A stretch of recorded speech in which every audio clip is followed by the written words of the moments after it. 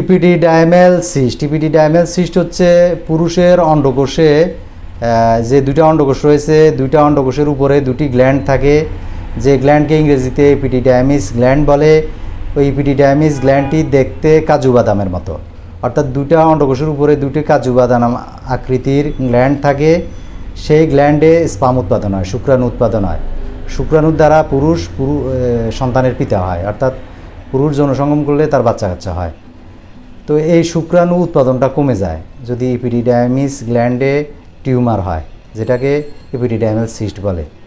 তো আপনার অন্ডকোষের উপরের দিকে যদি কোনো রকমের টিউমার থাকে, টিউমারের মতো গোল কোনো পিণ্ড অনুভব করেন, তো আপনি একটি আল্ট্রাসোনোগ্রাফি করবেন, ইউএসজি অফ স্কুটাম অথবা USG of testicular, ultrasonography of scrotum অথবা আল্ট্রাসোনোগ্রাফি অফ টেস্টিকুলার।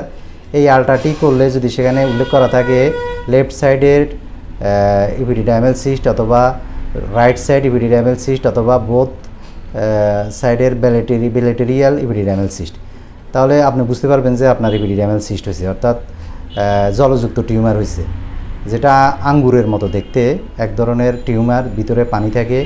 তো এটা ইপিডিডাইমিস গ্ল্যান্ডে হলে ইপিডিডাইমিস গ্ল্যান্ডের কার্যক্রিয়া নষ্ট হয়ে যায়, অর্থাৎ স্পাম উৎপাদন কমে যায়। আর স্পাম উৎপাদন কমে গেলে বাচ্চা কাচ্চাও হয় না, বীর্য পাতলা হয়ে যায়, স্পামের অভাবে দ্রুত বীর্যপাতের সমস্যা হয়, পুরুষাঙ্গের স্বাস্থ্য নষ্ট হয়ে যায়, অর্থাৎ টেস্টোস্টেরন হরমোনটাও কমে যায়। আর টেস্টোস্টেরন হরমোন উৎপাদন কমে গেলে পুরুষাঙ্গ ছোটো চিকন হয়ে যায়, চুপসে যায়, খিসে যায়। তো এই সমস্যাগুলো দেখা দেয়, বাচ্চা কাচ্চাও হয় না, যৌন জীবনেও ব্যাপক সমস্যা হয়।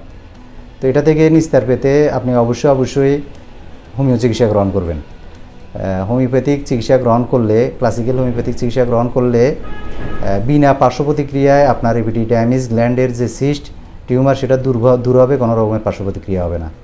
তবে একজন অভিজ্ঞ ডাক্তারের শরণাপন্ন হবেন, ডাক্তার সাহেবের সাথে আপনার টেস্টের রিপোর্টগুলো প্রদর্শন করে এবং আলোচনা করে লক্ষণভিত্তিক ওষুধ গ্রহণ করলে ইপিডিডাইমাল সিস্ট থেকে মুক্তি পাবেন। কোনো রকমের পার্শ্ব প্রতিক্রিয়া ছাড়া বিনা সার্জারিতে আপনার ইপিডিডাইমিস গ্ল্যান্ডের টিউমার দূর হবে, সিস্ট দূর হবে ইনশাল্লাহ।